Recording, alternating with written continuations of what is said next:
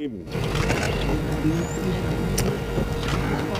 मैंने आप सबको दावत दिया मेरी पहली प्रेस कॉन्फ्रेंस प्राइम मिनिस्टर हटने के बाद। तो मुझे सबसे पहले तो खुशी ये हुई कि कल जो नेशनल सिक्योरिटी काउंसिल की मीटिंग हुई उसमें ये वाज़ेह हो गया कि जब मैं ये कह रहा था कि एक मरासला आया हमारे पास जिसमें एक 22 करोड़ अवाम का इलेक्टेड प्राइम मिनिस्टर को धमकी दी गई, मुदाखलत की गई, साजिश की गई और हमारी जमहूरियत उसके ऊपर, हमारी सॉवरेंटी उसके ऊपर एक बहुत बड़ी वारदात बाहर से हुई। तो मैंने जब ये कहा तो कितने लोगों ने, कई सहाफ़ी थे, हमारे मुखालिफ पॉलिटिशियंस, वो सब ने कहा कि नहीं जी ये फेक है, ये ठीक नहीं है, ये झूठ है। तो आज आप सब यहाँ आए हैं और मैं सबके सामने फिर कहना चाहता हूँ कि अल्लाह अल हक है, सच का खुदा है, उसका वादा है कि थोड़ी देर लगेगी लेकिन सच हमेशा लोगों के सामने आता है। तो नेशनल सिक्योरिटी काउंसिल की मीटिंग ने कंफर्म किया कि वो मुरासला जेन्युइन था।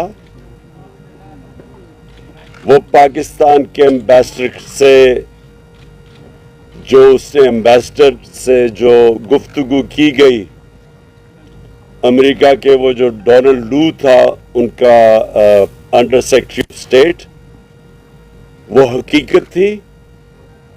उसके अंदर जो जुबान इस्तेमाल की गई, उसने जो लफ्ज आया अनडिप्लोमेटिक, मैं उससे आगे बात करूंगा, तकब्बुर था उसमें। ये जो बाइडेन एडमिनिस्ट्रेशन के ऑफिशियल ने जिस तकब्बुर की जुबान इस्तेमाल करते हुए कहा कि जनाब अगर आप इमरान खान को प्राइम मिनिस्टरशिप से हटाएंगे नहीं, नो कॉन्फिडेंस की वोट के जरिए, और अभी ये याद रखें कि नो कॉन्फिडेंस की वोट जो टेबल नहीं हुई थी नो कॉन्फिडेंस असेंबली में, उससे पहले ये मीटिंग हुई है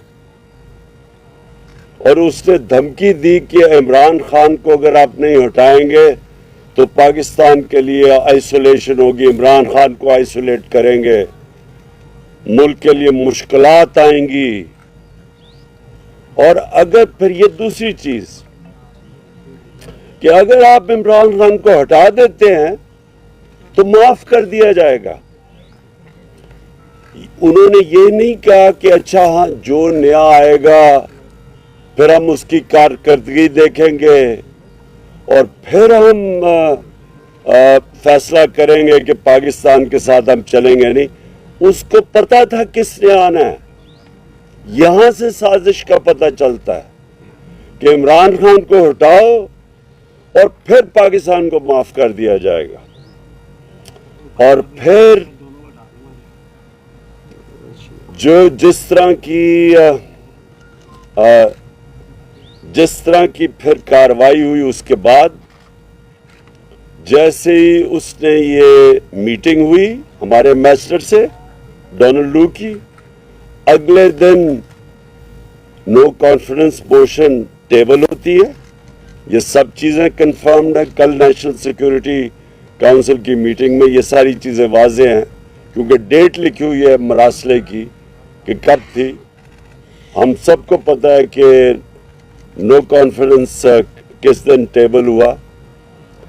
उसके बाद हम तमाशा देखते हैं कि हमारे एलाइज भी एकदम बोलना शुरू कर देते हैं और जो हमारे MNAs हैं उनको भी याद आ जाता है एकदम कि जनाब حکومت حالات اچھے نہیں ہیں، تو میں آج یہ بھی پہلے واضح کرنا چاہتا ہوں کہ پاکستان کے جو حالات تھے معاشی، جب یہ نو کانفیڈنس موشن جو ٹیبل کی گئی ہے، 11 سال میں سب سے کم پاکستان کا کرنٹ اکاؤنٹ ڈیفیسٹ تھا، یعنی جس کی وجہ سے ہم IMF کے پاس جاتے ہیں. میں اپنی قوم کو سمجھانا چاہتا ہوں، مسئلہ یہ ہوتا ہے کہ ڈالرز کی کمی ہو جاتی ہے پاکستان میں. جب ڈالرز کی کمی ہوتی ہے، روپے پہ پریشر پڑتا ہے، روپے گرنا شروع ہو جاتا ہے. اس لیے IMF سے ہم ڈالرز لینے جاتے ہیں. تو جس میں ڈالرز کے ملک میں آنا اور ملک سے جب باہر جانا ڈالرز ہے، جس پہ سب سے کم خسارہ تھا وہ اب تھا.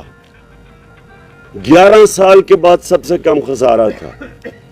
ایکسپورٹس ریکارڈ، تاریخ میں سب سے زیادہ ایکسپورٹس باہر سے اوورسیز پاکستان نے، ریکارڈ ریمیٹنسز سب سے زیادہ.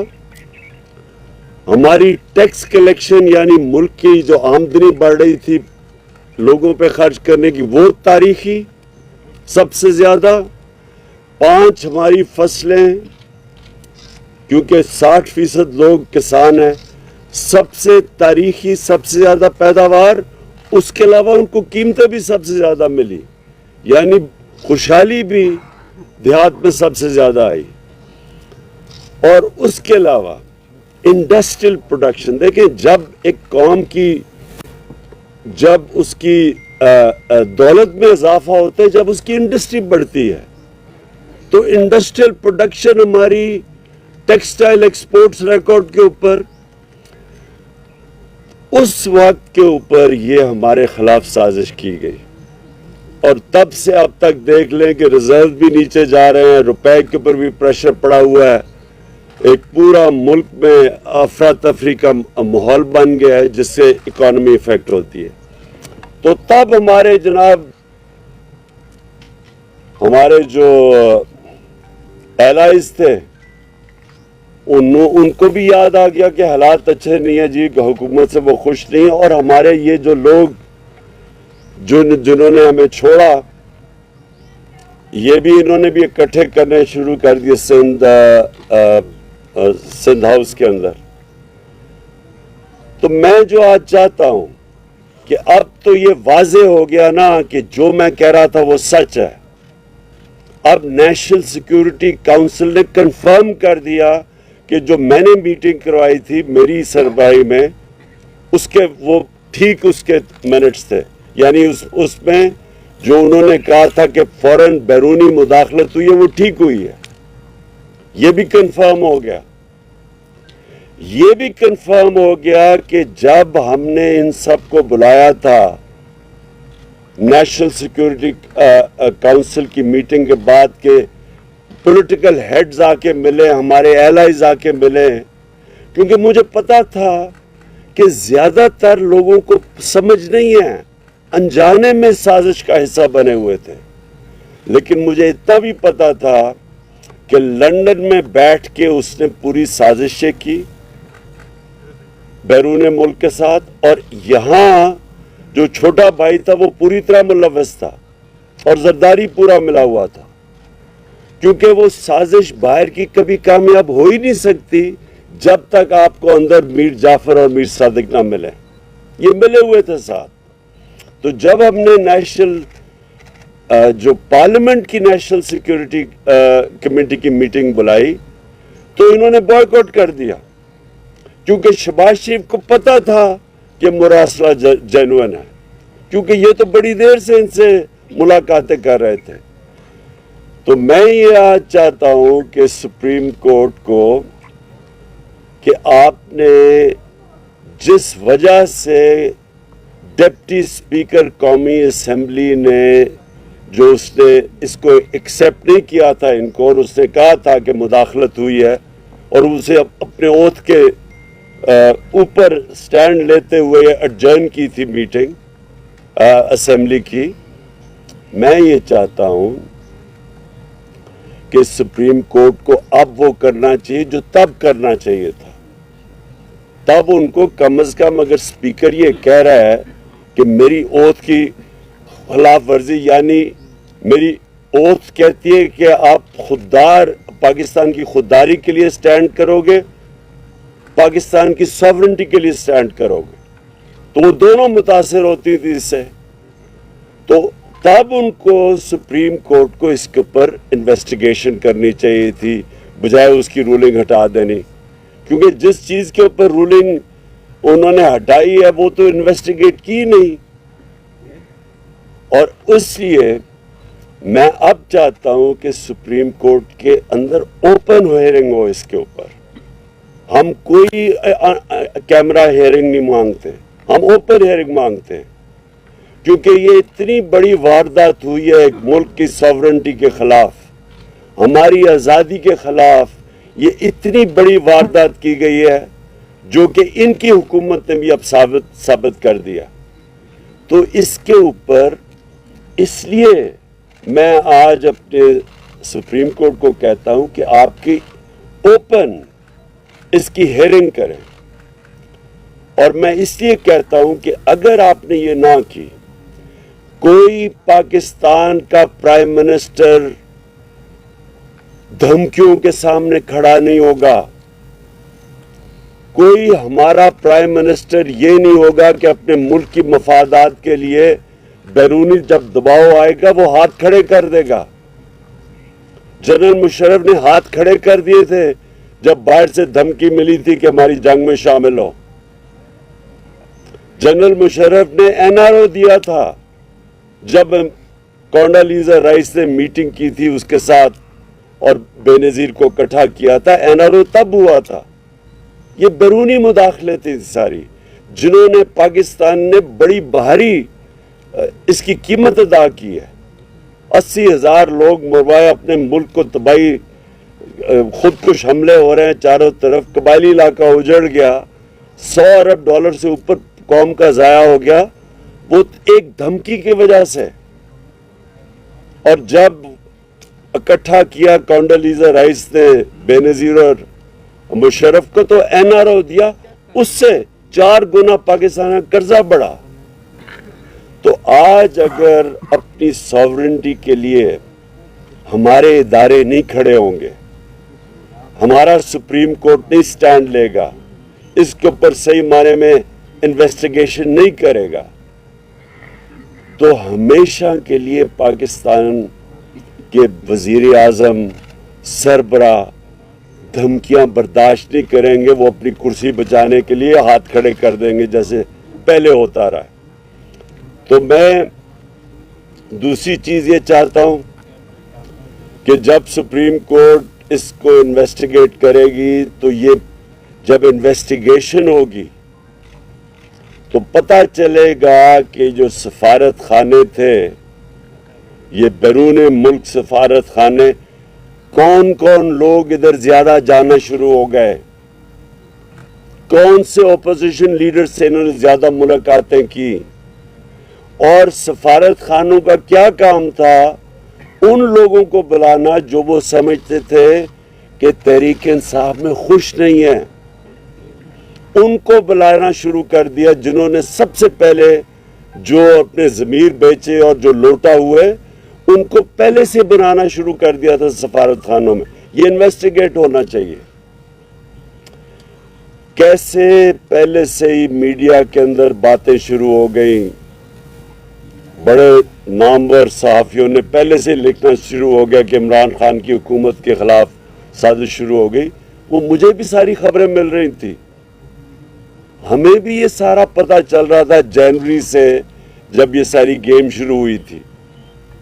ہمیں یہ ساری چیزیں پتہ چل رہی تھی کیونکہ ہمیں خبریں آ رہی تھیں کہ یہ کیسے کدھر لندن میں کون کون لوگوں سے ملاقاتیں کر رہا ہے جدھر سے یہ شروع ہوئی تھی گیم.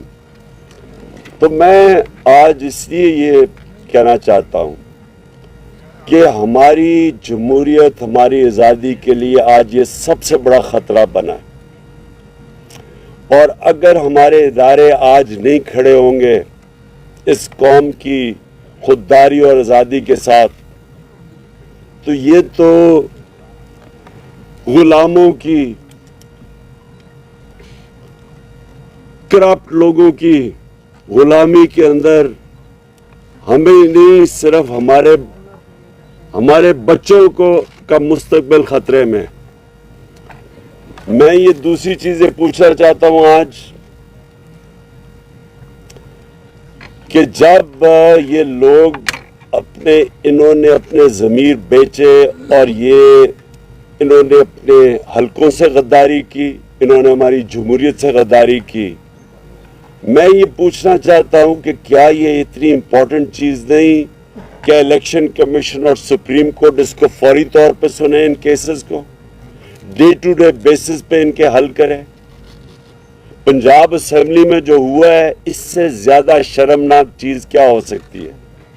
جس طرح وہ پولیس کو اندر بھیجے، ہماری بیچاری ایم پی وہ لائف سپورٹ مشین کے اوپر ہے، اس وقت ڈنڈے مارے گئے، جس طرح آسیہ کو، جس طرح انہوں نے کیا پنجاب اسمبلی میں اور جس طرح کی حرکتیں کی گئی، یہ کیا کوئی جمہوریت ہے؟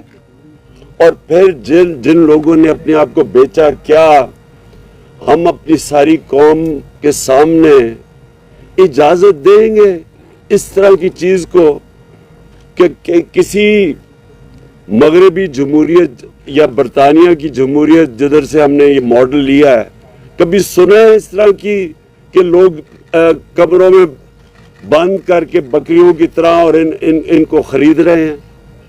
کبھی یہاں کہیں ہوا ہے؟ تو میں حیران ہوں کہ ہمارا نہ سپریم کورٹ کے اندر یہ وہ ارجنسی ہے، نہ وہ الیکشن کمیشن کے اندر، اور الیکشن کمیشن کا تو میں یہ واضح کر دوں آج کہ الیکشن کمیشنر کو ریزائن کرنا چاہیے۔ دیکھیں، جب میچ کھیلا جاتا ہے تو امپائر کے اندر دونوں ٹیموں کو ماننا چاہیے کہ امپائر ٹھیک ہے۔ جب ایک جج کیس سنتا ہے تو اگر ایک پارٹی یہ سمجھے کہ جج کے اوپر اس کو اعتماد نہیں تو وہ ریکیوز کرتا ہے اپنے آپ کو۔ جب ایک پاکستان کی سب سے بڑی پارٹی یہ کہہ رہی ہے کہ الیکشن کمشنر اتنا ایک جانبدار قسم کا آدمی ہے جس کے اوپر ہمیں کوئی اعتماد ہی نہیں ہے، سارے فیصلے ہی ہمارے خلاف کرتا ہے، اور جب چاہتا ہے تو کسی کے اوپر ایکشن لے لیتا ہے اور جب چاہتا ہے نہیں لیتا، کیونکہ ڈپینڈ کرتا ہے کہ وہ کون سی پارٹی میں ہے۔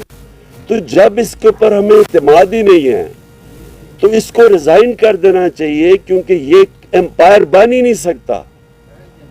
اسی طرح میں سپریم کورٹ کو آج کہوں گا کہ 63A اتنا امپورٹنٹ ہے، اگر یہ لوگ اب سارے بچ جائیں گے اور یہ سازش کا حصہ پیسے بھی لے لیں گے، سازش کا حصہ بھی بن جائیں گے، اور اگر کوئی ایکشن نہیں لیا جائے گا ان کے اوپر، تو آپ نے تو دروازے کھول دینے ہیں کہ ہر قسم کا آدمی پولیٹکس میں آئے گا، اپنے ضمیر الیکشن ووٹ لے کے آئے گا اور بلیک میل کرنے کے لیے اپنے آپ کو بیچے گا۔ تو یہ تو ہماری پولیٹکس اور ہماری جمہوریت کی نگیشن ہے۔ میں آخر میں آج جو ہم کرنے جا رہے ہیں، آج جو ہم اناؤنس کیا ہے، میں نے آج ہماری میٹنگ کی ہے، میں نے اپنی ساری تنظیموں کو آج تیاری کروا رہا ہوں۔ اب سے سارے ہمارے پاکستان کے اندر گاؤں لیول کے اوپر، محلہ لیول کی تنظیموں کو میں نے آج انسٹرکشنز دے دی ہیں، سب تیاری کریں اسلام آباد کی حقیقی آزادی کی مارچ کے اوپر۔ یہ میں ڈیٹ دوں گا ان کو، لیکن میں تیاری ابھی سے کروا رہا ہوں، اور انشاءاللہ یہ اتنا بڑا یہ عوام کا سمندر آئے گا اسلام آباد کی طرف، کیونکہ میں نے کبھی قوم کے اندر اس طرح کا شعور نہیں دیکھا جو آج ہے ان کے اندر۔ کبھی ایسے نہیں ہوا کہ 3 سب سے بڑے وینیوز پشاور 4 وینیوز، پشاور، اسلام آباد، کراچی اور لاہور سب سے بڑے وینیوز جو یہ 11 پارٹیز اس کا چھوٹا سا حصہ بھی نہیں کوئی بھر سکتی، وہ چند دنوں کے اندر سارے وینیوز کے اندر اس طرح کے کراؤڈ آئے ہیں، کیونکہ عوام میں شعور آ گیا، لوگ بیداری آ چکی ہے، لوگ سمجھ بیٹھے ہیں کہ اس قوم کے ساتھ کس طرح مذاق ہوا ہے، اور جس طرح کے لوگوں کو انہوں نے ہمارے اوپر مسلط کیا ہے، یہ پاکستان کی تاریخ میں کبھی بھی ایسے نہیں ہوا کہ اتنے زیادہ کرمنل لوگ، ضمانت پہ لوگ، تقریباً 60-70% تو جو کیبنٹ بنی ہے وہ ضمانت پہ لوگ ہیں، جو یہ پرائم منسٹر بھاگا پھر رہا ہے ادھر ادھر، جس طرح یہ سوائے فیتے کاٹنے کا اور اس کو پتہ ہی نہیں ہے۔ اس سے سوال ہی پوچھا جائے کہ 40 ارب روپے کے آپ کے اور بچوں نے کیسز کے جواب دینے ہیں، 40 ارب روپے ایف آئی اے میں اور نیب میں کیسز ہیں اس کے۔ کیسے ہو سکتا ہے کہ یہ اب بیٹھ کے ایف آئی اے کے اوپر پہلے تبدیلیاں کروائے گا؟ یہ کسی دنیا میں سننا ہے ایسا؟ یہ پہلے تبدیلیاں کرائے گا لوگوں کی، اپنے لوگ بٹھائے گا، پھر جس طرح ریکارڈ جلتے تھے وہاں ایل ڈی اے میں جو انہوں نے لوٹ مار کی تھی لاہور میں، اسی طرح وہ ریکارڈ کو ٹیمپر کریں گے۔ یہ کہیں دنیا میں نہیں ہوتا۔ اور یہ کیبنٹ ای سی ایل کے اوپر 60-70% لوگ ہیں، ای سی ایل پہ بھی ہے، ضمانت پہ بھی ہے، یہ کہاں دنیا میں ہوتا ہے؟ اور ویسے میں کہہ رہا ہوں کہ مجھے بھی ای سی ایل پہ ڈال دیں، کیونکہ میں ویسے ہی باہر نہیں جانا چاہتا، لیکن ان کو اتنا خوف اس لیے کہ پیسے باہر پڑے ہیں، جائیدادیں باہر پڑی ہیں، پاکستان کو لوٹتے ہیں، پیسہ جب اربوں روپے کا بنتا ہے تو وہ بستر کے نیچے نہیں آتا، اس لیے اس کو باہر بھیجنا پڑتا ہے، دگنا نقصان کرواتے ہیں۔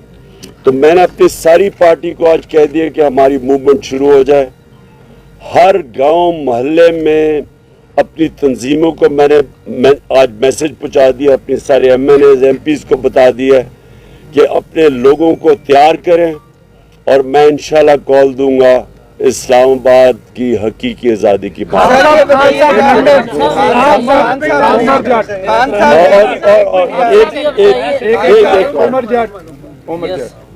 چلو پہلے یہ بتائیے گا، جن عدالتوں نے رات کو 12 بجے اس ڈر سے عدالتیں کھولی کہ آپ کوئی آئین کی خلاف ورزی کرنے جا رہے ہیں، جن عدالتوں نے 68A کی آپ کی پٹیشن جو ہے اس کو عید کے بعد ڈیفر کیا، اور حمزہ شہباز کی جو بطور وزیر اعلیٰ بننے کی پٹیشن تھی اس کو فوری طور پر نمٹایا، ان عدالتوں سے آپ دوبارہ جوڈیشل انکوائری کی درخواست کر رہے ہیں، تو کیا ان کے فیصلوں کو آپ مانیں گے؟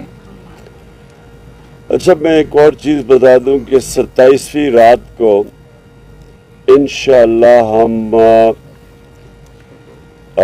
شب دعا کر رہے ہیں، اس رات کو ہم سب دعا کریں گے، سارے ہمارے جدھر بھی، میں پاکستانیوں کو کہہ رہا ہوں، میں صرف اپنی پارٹی کو نہیں لوگوں کو کہہ رہا، اور اس لیے ہم کریں گے کہ یہ حقیقی آزادی کی جو ہماری مارچ ہے اس کو اللہ کامیاب کرے۔ میں جو آپ کا سوال ہے، دیکھیں ہمیں اپنی عدالتوں کو اور اپنی عدلیہ کو مضبوط کرنا چاہیے، ہمیں ان کے اندر کانفیڈنس رکھنا چاہیے۔ عوام جو ہوتی ہے، عوام بھی ایک بہت بڑا پریشر ہوتا ہے امر بالمعروف کا، عوام بھی کہتی ہے سب کو کہ سیدھے اچھائی کے ساتھ کھڑے ہو، برائی کے خلاف کھڑے ہو۔ ہمیں بھی اپنی عدالتوں کو کہنا چاہیے کہ آپ کے سامنے ہے کیا 63A، یعنی کہ جن لوگوں نے اپنے آپ کو بیچا ہے اور بے شرمی سے بیکے ہیں، اور جنہوں نے اپنے حلقوں سے اور جمہوریت سے غداری کی ہے، کیا ان کے لیے عدالتوں کو فوری طور پہ ڈے ٹو ڈے ہیئرنگ کر کے ان کے کیس نہیں سننے چاہیے؟ خان صاحب یہ بتائیے گا کہ جو اقدامات آپ کے پاس آ رہے قادر سر، یہ بتائیں کہ کانسپریسی کا لفظ تو پہلے والے اعلامیے میں بھی نہیں تھا، اور نئے والے اعلامیے میں بھی نہیں ہے. بیرونی مداخلت والا تو انہوں نے پہلے والے اعلامیے بھی تسلیم کر لیا, تو پریکٹس ایسی کی گئی. اور دوسرا یہ کہ دفتر خارجہ میں پہلے یہ خط چھپانے کی کوئی اٹیمپٹ کی گئی. ایسی اطلاع بھی آ رہی ہیں کہ یہ خط پہلے وزیر خارجہ سے بھی چھپانے کی, یہ سائفر جو ہے چھپانے کی کوشش کی جاتی رہی, وہ تو بعد میں. اچھا پہلے ایک اور میں چیز سائفر کا بتا دوں. یہ جو مراسلہ ہے, دیکھیں یہ میں نے یہ کہیں سنا ہے کہ جی اس طرح کے تو اور بھی مراسلے آتے رہتے ہیں. جو بھی یہ کہہ رہا ہے اس سے زیادہ جھوٹا اور بے شرم آدمی نہیں ہے. کبھی اس طرح کی زبان استعمال نہیں کی جاتی ڈپلومیٹک ٹرمز میں. کبھی بھی ایک چھوڑے کہ ہم 22 کروڑ لوگ ہیں, ایک چھوٹے سے بھی کوئی 50 لاکھ کی بھی آبادی کا نیوزی لینڈ ہونا, اس کے پرائم منسٹر کو بھی اس طرح کا دھمکی کوئی نہیں دیتا. ایسے کبھی اس طرح کی دھمکیاں نہیں دی جاتی. اور جب دھمکیاں دی جاتی ہیں تو میں نے آپ کو گنا دیا کہ ایک دفعہ ذوالفقار علی بھٹو کو دھمکی ملی تھی, ایک دفعہ مشرف کو دھمکی ملی تھی جب چاروں شانے چت ہو کے اس کی جنگ میں لے گئے تھے. اور یہ جو دھمکی ملی ہے, یہ ایسی دھمکیاں نہیں ملا کرتی. اور یہ میں سمجھتا ہوں کہ ہمارے ملک کے لیے سب سے شرمناک چیز ہے کہ وہ قوم جو لا الہ الا اللہ کا نام لیتی ہے کہ ہم تو اس کے نعرے پہ آزاد ہوئے تھے, وہ اس طرح کی دھمکیوں کے سامنے جب گھٹنے ٹیک دیتی ہے اور اس کی سازش, ان کی دھمکیوں کے بعد سازش کامیاب ہو جاتی ہے, اور کوئی شک نہ اس میں کرے کہ اس سے بڑی سازش پاکستان میں ہوئی نہیں ہے جو یہ ہوئی تھی. خان صاحب لندن کے اندر, لندن میں نیا پاکستان بن رہا ہے سر, 2 دن سے ملاقاتوں کا سلسلہ جاری ہے, اس پہ ذرا کمنٹ کریں سر. بس میں یہ کہہ رہا ہوں کہ دیکھیں نا, جب آپ کے اندر کوئی شرم ہی نہیں ہوتی کہ پہلے آپ 20 سال لوگوں کو کہتے ہیں کہ زرداری کہتا تھا وہ نواز شریف کرپٹ ہے, وہ کہتا تھا وہ کرپٹ ہے, پیٹ پھاڑ کے پیسے نکالنے تھے, اور وہ ان کی تقریریں سننے پہلے, اور کوئی شرم ہی نہیں ہے. بس اصل میں یہ بات نہیں ہے. یہ لوگوں کو بھیڑ بکریاں سمجھتے ہیں, ان کو کوئی شرم ہی نہیں آتی کہ اتنے یعنی آپ کسی کو چوری کا کہہ کے اور اتنے بڑے اور ان کے ساتھ پھر بیٹھیں اور گورنمنٹ بھی بنا لیں, بندر بانٹ بھی کر لیں, اور پھر سوائے ان کے خاندان کے نظر ہی کسی کو نہ آئے, سارے خاندانی اوپر آ کے بیٹھ گئے. یعنی ان کے علاوہ کوئی کسی میں ان کی پارٹیز میں عقل نہیں ہے. اوپر آ کے یہ بیٹھ جاتے ہیں, وہ باپ ادھر بیٹھ گیا, بیٹا ادھر تیاریاں کیا رہا ہے. یعنی اور کوئی نون لیگ کو 35 سالوں میں نہیں ملا سوائے یہ باپ بیٹے کے, اور دونوں کے اندر دونوں ضمانتی, دونوں ضمانت کے اوپر ہیں, 40 ارب کے دونوں کے ملا کے کیسز ہیں, تو کوئی ان کو نہیں ملتا. اور اسی طرح دوسری طرف چلے جائیں, وہ اس کو بیٹے کو چھوڑا ہوا ہے, وہ بس وہ اردو انگریزی میں اکٹھی بولتا ہے, اس کو کوئی آج تک پتہ ہی نہیں ہے کہ میں یہ کر دوں گا, میں لات مار کے گرا دوں گا. یہ لوگوں کے ہاتھ میں اگر یہ ملک پکڑا رہے ہیں, اس سے بڑی سازش کیا ہے؟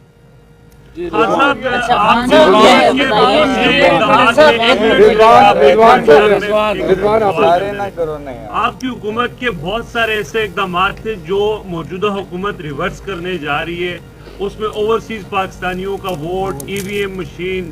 اب جب حکومت میں وہ بیٹھے ہیں, ان کے پاس پارلیمنٹ میں قانون سازی کا بھی اختیار ہے, پھر آگے یہ بھی کہا جا رہا ہے کہ شاید کچھ سیٹوں پر وہ ضمنی الیکشنز کر کے وہ اس طرح کے بھی چیزیں کریں, تو اس ساری صورتحال میں آپ کا لائحہ عمل کیا ہوگا کہ وہ ایسے اقدامات جو آپ کی حکومت نے کیے تھے ان کو ریورس نہ کیا جائے؟ سر اس میں ضمنی لے لیں کہ الیکشن کمیشن کی جانب سے آپ کی پارٹی کو کے خلاف جو فارن فنڈنگ کیس ہے اس میں, اور بالخصوص آپ کے اوپر کوشش کریں نااہلی کے حوالے سے, کیا کہیے گا؟ Thank you sir. دیکھیں میں آخری جواب دیتا ہوں کیونکہ میں چاہتا ہوں کہ آپ مراسلے کو سامنے رکھیں.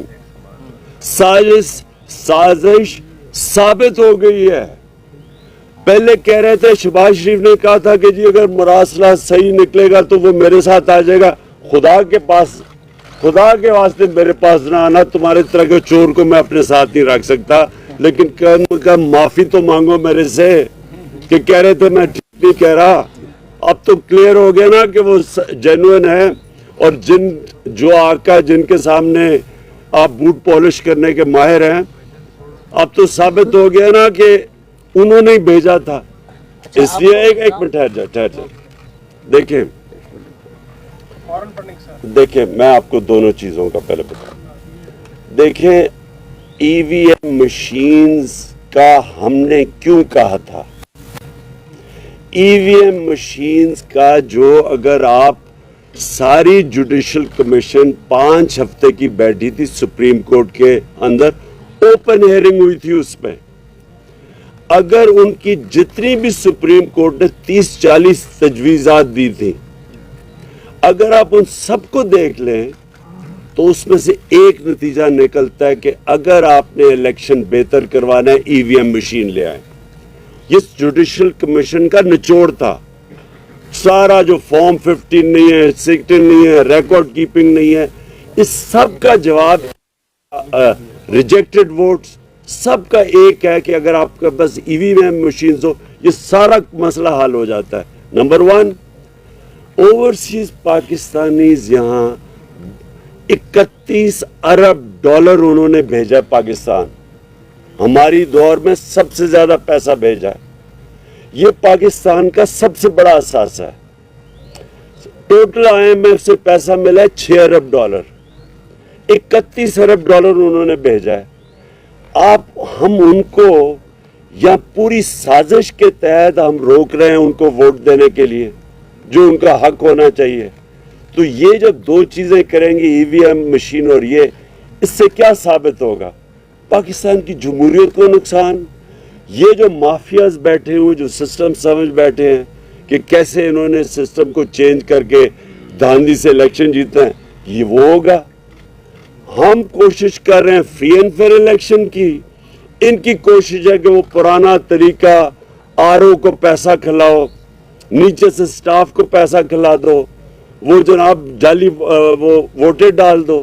یہ اور پھر انہوں نے ووٹس بنائی ہوئی ہیں ہر حلقے کے اندر جعلی ووٹس. یہ سارا کچھ ختم ہو جاتا ہے ای وی ایم مشین سے.